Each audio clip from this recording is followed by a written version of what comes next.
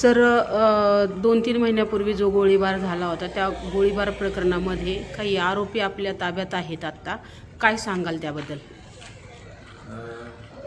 18/7/2024 रोजी शासकीय गुन्हा रजिस्टर क्रमांक 258/2024 BNSS सेक्शन 101 आणि आर्म्स ॲक्ट 325 यानुसार गुन्हा दाखल होता.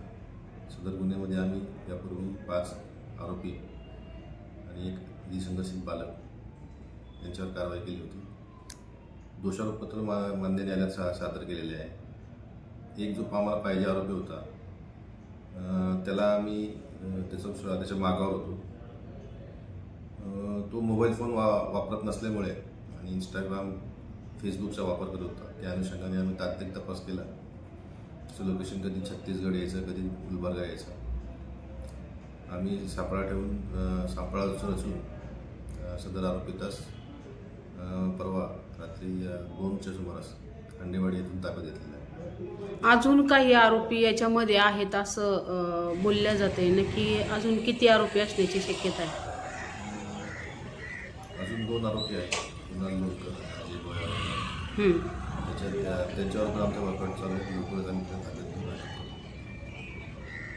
घेऊ. गुन्हेगारी प्रवृत्ती तुम्हाला वाटतंय का सासवड शहरामध्ये जास्त प्रमाणामध्ये वाढलेली आहे किंवा पुरंदर तालुक्यामध्ये जास्त प्रमाणामध्ये आहे?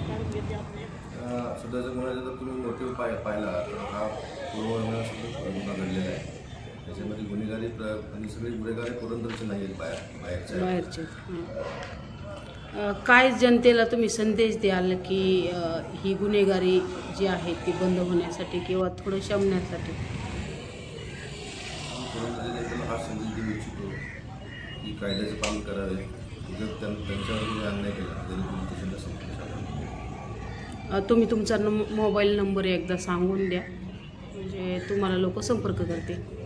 मोबाईल नंबर आहे 95 52 74 74 80. धन्यवाद सर.